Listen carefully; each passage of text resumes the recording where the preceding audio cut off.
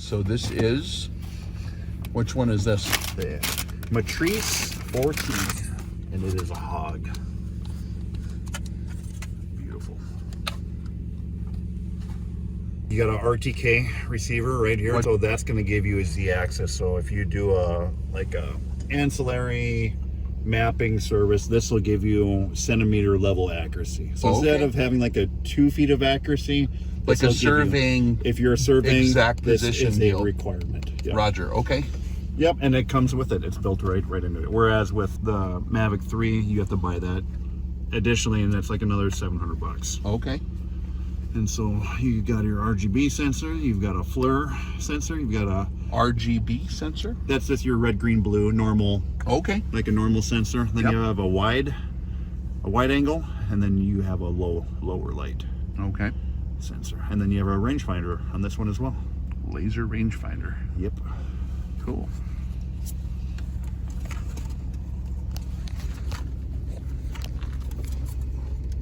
Oh, I did this in the wrong order.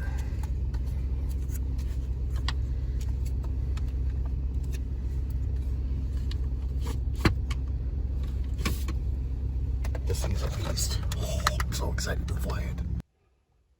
Oh my jewels.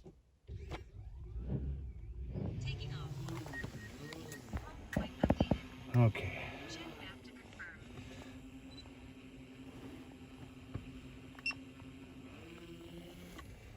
Okay, so here's, this is thermal mode, and you can select your modes with these hard buttons right here, right? 1 second, let me get a better view of that. Okay. And so the way I like to do it is I will get into my zoom sensor, but with my IR, and then I'll hit this SBS button. That'll give me side-by-side mode. So that'll let you have thermal on one half and RGB in the other half. Let's go look.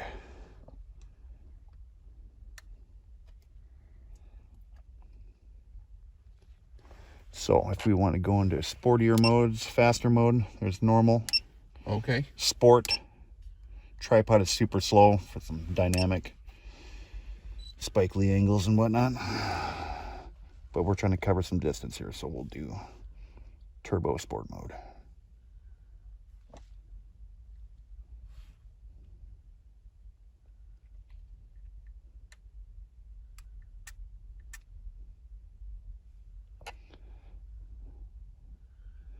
I can see it out there moving. Man, that thing's moving, isn't it?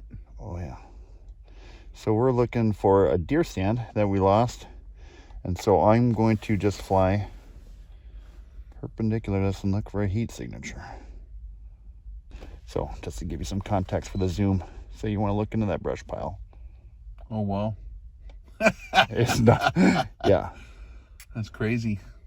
So what you get, so I'll zoom it back out. So it's a digital zoom. I think they call it a hybrid zoom. You'll have perfect resolution at 1 power, right? Obviously. Mm-hmm. And then it'll give you digital zoom up to 6.9.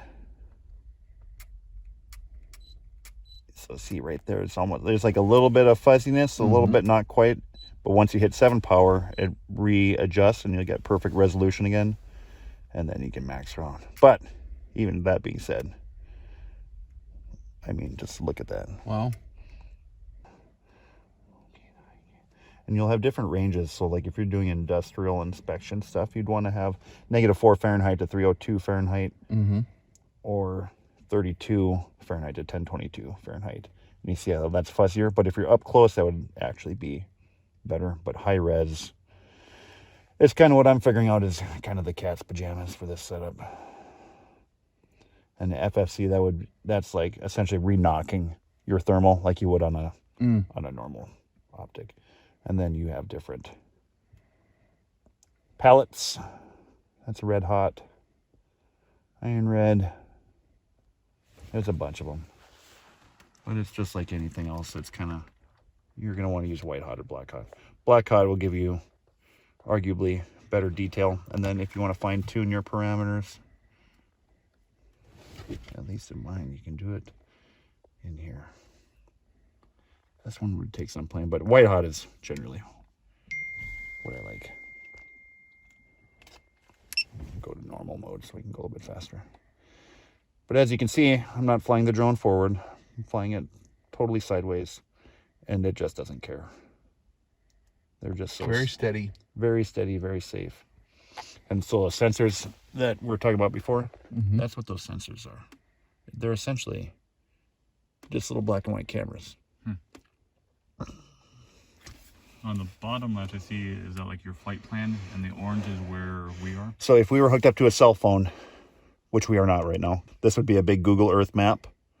And then, yeah, you would be able to set up routes and build a route if you wanted to create a route. And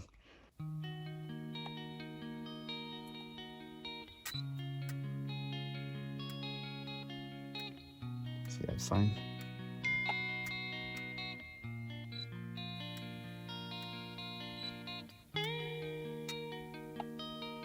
Just for zoom clarity's sake. What's the distance to that range? There's a range button right there. Oh yeah, there we go. 566 feet. Where does it say that? Right. Oh yeah, there it is. Dude, how cool is that? That is pretty cool. That is freaking sweet. God dang it. I'm gonna have to buy one of these. So 560, so 100, what, 65 yards? And it's hovering that steady right now to see that sign not moving around. It's locked on target, I presume? Yep. Well, everything is triple gyroscopically stabled in the gimbal too. So yeah, it's smooth. Oh. Let's check my targets. So you see how in the thermal we can see that little signature right there? What I like to do is if I'm trying to keep sand off, you identify it or find it with the thermal, and we can see it plain as day all the way from here.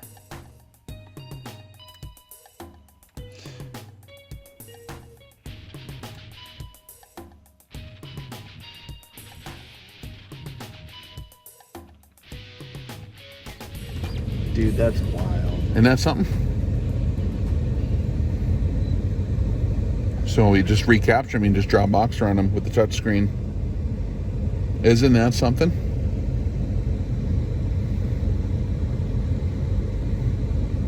That's incredible. Checking my apple trees. He's stealing apples. Get him! There's... Yeah, right? Looking at my chickens. So we are mapping. Look at that. And to set that up without reading the instruction manual took you, what, a minute and a half? 2 minutes? Yeah, it's pretty simple once you get the hang of it. So it's flying its little pattern here, back and forth, automatically executing that mapping. Same with the thermal.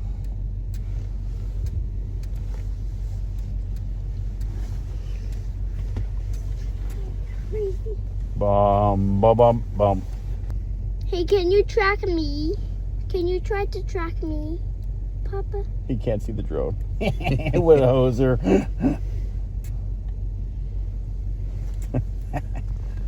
He can't see the drone. Bum, bum, bum. Oh.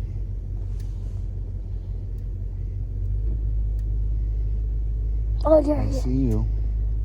Can you get them on thermal? Can you zoom that in? Full screen the thermal? No, he got out. Oh, okay. He got away.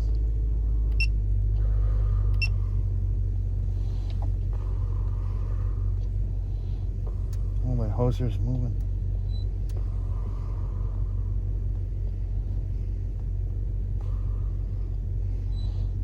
He's just like a search. The thermal resolution's so good.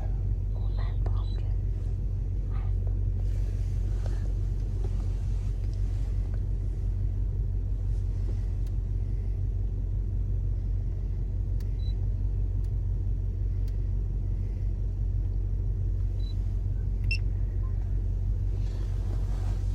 So, this is a waypoint.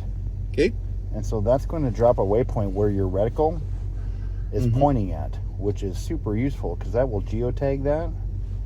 And so if you find stuff, it'll immediately show up on your map. So we just put a dot right there. Cool. That, Just drop a waypoint, huh?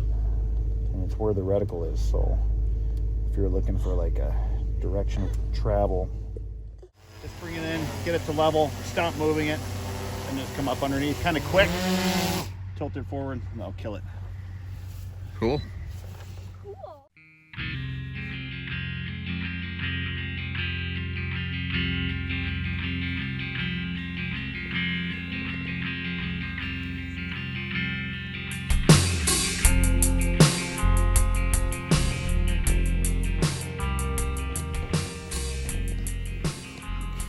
It's beautiful. Oh dear. How you doing today, sir? Doing well, how are you? Good. Hey, what are we looking at here? Looking at the old school, old and busted Mavic 3T. That's the thermal version of the Mavic 3 Enterprise. And the new and then hugely improved, I would say, Matrice 4, which is kind of a replacement for this guy. They're still going to continue to make these, but these will be end of life, I'm guessing, within a year or two. Okay, so let's go ahead and talk about use and kind of the comparison. So you got a little bit of stick time on both of these, right? Yep.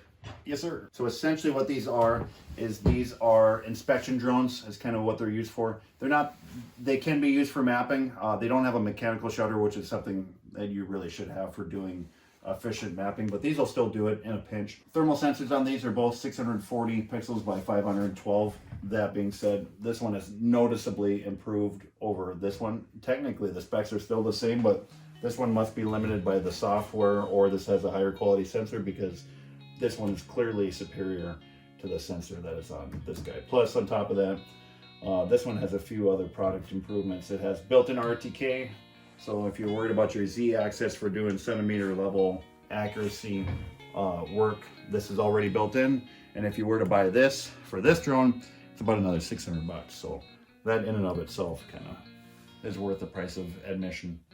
The other improvements that you can see with this one, obviously here in the background, is the remote. You look at this remote, the benefits of that between this is the older version with the M3s is that this one will have hot swappable batteries. Obviously a larger screen, a 7-inch screen instead of I think this is like a 4.7 or 4.8. And these are just generally more user friendly to use. It's just bigger, it's easier on the eyes to look at. And the hot swappable batteries, again, like foot stomp, hot swappable batteries. You can run this thing for 14 hours straight and you never have to shut off your remote ever. That's huge. So what did you notice between the performance after you've run this one for years now, right? Yeah, I've ran that one for a while. So you've got a lot of experience with the Mavic T3. I was frustrated with how good the thermal is on the new one, because now I realize I have to sell my old one and get the new one. The thermal sensor on the new one is really far superior to this guy here. It just really is. The only downside that I really see is if a guy was trying to like backpack this into the backcountry for whatever reason. This thing is kind of a hog, and this thing is kind of a hog, but for 99.9% of people who are going to be running these from a vehicle, this is better in every measurable way. It's great. The AI layer, the tracking with this, like what you can do with this is you can have it follow a person, a dude, or a boat. And essentially what you do is you point it at them, they'll show up on the screen, then they'll have like a little label on them. You click on that little label, and then you hit AI track. I think that's what it says, AI track, and then it just follows them. And it's incredible, and it's amazingly effective. I was really shocked how well it worked. Yeah, it's easy to figure out too. Easy to figure out. You hit the AI button, and then you just simply hit the track button, smart track. Yep. And you just touch the subject. Yep. And it follows them. And it follows them. And the other cool thing with this one is this one has a laser rangefinder in it as well, which is huge. Like that's, if you're doing like legit pet rescue, search and rescue kind of stuff, what that would let you do is if you saw a person who was like a mile away or you saw smoke, you could immediately put a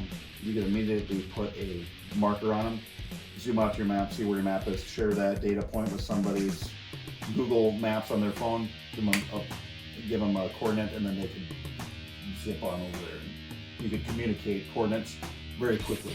Can you speak to the user-friendly for the controllers in terms of buttons and menus and just user interface? There is more technology built into the Matrice 4 for sure, but I mean, you guys are kind of new to this stuff and you were flying them. What did you guys think about the learning curve? Like, one thing I'll say about the DJI system is they're pretty intuitive. Like, they're pretty quick to learn on. Is that kind of how you guys felt about it? Yeah, for all the critical controls and looking at the display, it seemed like it's relatively intuitive. It's similar in logic, I think, to like Apple a little bit. Like if you're used to running an iPhone, is that correct? Yeah, DJI is the Apple of the drone world. That's kind of how I would put that too. It's kind of, you know, you see like a 3-year-old kid being on a phone that he shouldn't be on, but he just somehow knows how it works. These are kind of the same. Like, you pick these up and you kind of just work through it how you think it ought to work, and that's kind of how they work. Like, they're really intuitive. Like, they really just, they fly very easily. Yeah, really the only downside that I see between the old one and the new one is if you were like a SWAT guy and you needed like a small drone that had good thermal, like this is kind of smaller, kind of handier with this remote, like this combo, like it's pretty small. Like, this is chonky. Like, these are chonky units.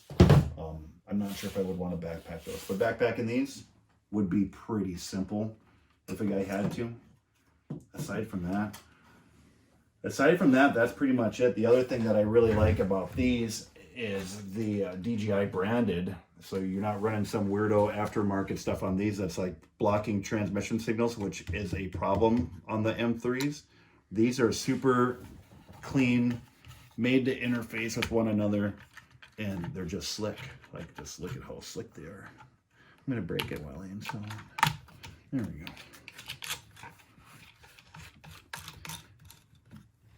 And right there, you got a light and a loudspeaker right there. That's like a search and rescue dream machine right there.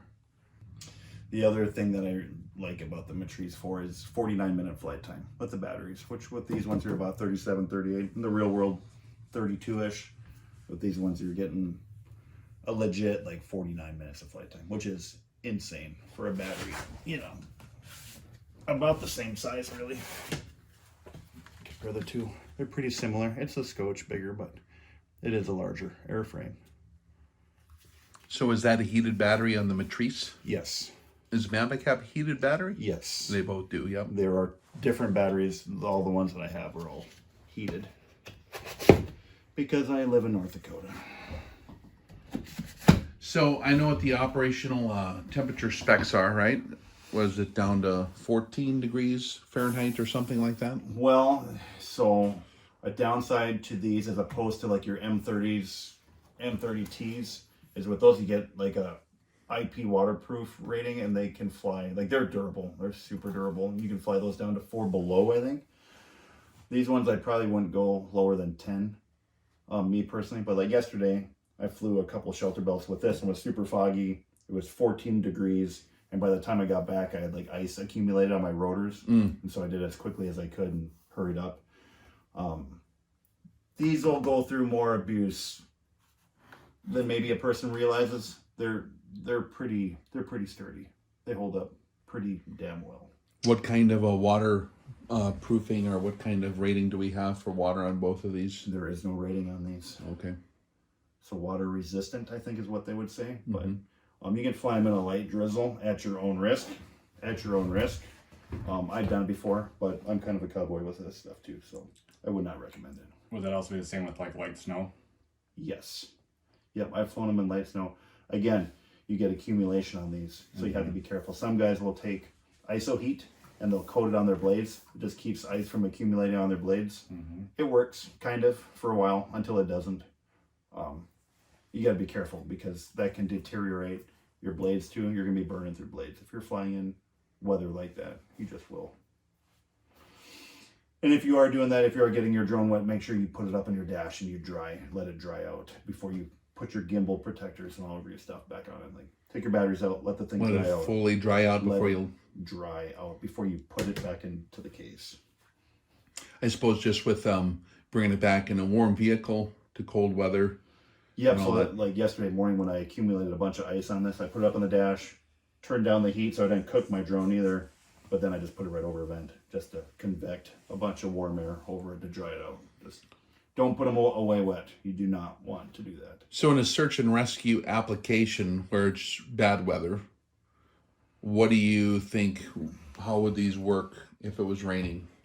What's going to happen? I think if you were serious about doing search and rescue for people, these would not be the drones for you. You would want to do the M30Ts, which have an IP rating on them. You can fly those in the rain. So if you're doing serious, like life-saving work, these would not be the drones that I would recommend to a person. I know they're marketed a lot for the law enforcement end, right? Yep. And I mean, and if you're law enforcement and you're not buying your own stuff, you care less about what you spend on it. I mean, I would fly these in the rain. If it was a life and death situation, if I was looking for a lost child, I'm flying this. I mean, period. I'm just going to.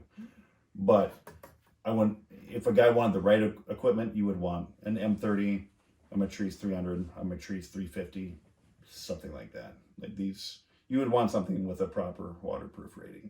You just would. Is there a size difference in the Matrice 300s? Or are they? They're huge. They're quite a bit larger. They're big. It's like they're payload drones. So you have like a legit camera underneath. Those are the ones that you can put LiDAR on and all of that kind of stuff. Like those are professional grade, not entry grade. Not that these are entry grade, but these are enterprise. Those are like professional Uber mapping. They're $30,000 drones. Okay. They are not these. So what was some of the first things you noticed when piloting this this one here, this upgraded one? Pretty much flies the same, I would say, as this guy, which is great. Like these things have set the bar with like how well and easy they are to fly. So I'd say really no super discernible difference between the two. They both fly well. The zoom in is really good on both of them. The sensors and the Matrice 4 are superior. The thermal is much better. The remote is much better. Looking at the controllers, it looks like, does this one have a lot more hot buttons or? Yeah, a lot more programmability. This is more professional grade. And another huge thing with this remote, and I know that because our Agris remotes are this style, you get hot swappable batteries. So there's a built-in battery to this, so this thing is running, but there's also batteries that you can insert here, and you can swap them out. And then every time there is a battery with any charge in this slot, it's going to draw from that battery. So that is a huge deal. And underneath here, you can put in a 4G or 5G card so that these are always connected to a cell phone network. The flight time is going to give you increased range. Honestly, these things will fly further away than you should legally, can legally fly them. I mean, there's guys who've flown these things 4 miles out and 4 miles back, which I would not do, and I would not recommend. You should not be, unless you have a Part 108, you should not be beyond visual line of sight. Like, that's not how it's supposed to be done. But I'm not sure what the max range is on these, but the battery life technically should get you in greater range. It's a larger airframe. It is a little bit more stable just because you got the weight. But they both fly super good.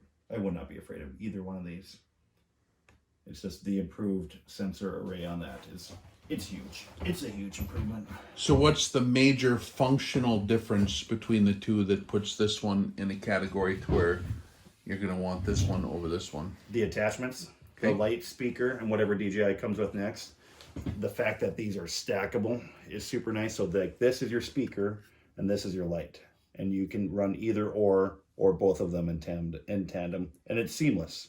It's water resistant, but it's just super duper clean. The attachments that you get for like the M3, like they're kind of gaudy, they're kind of big, obnoxious.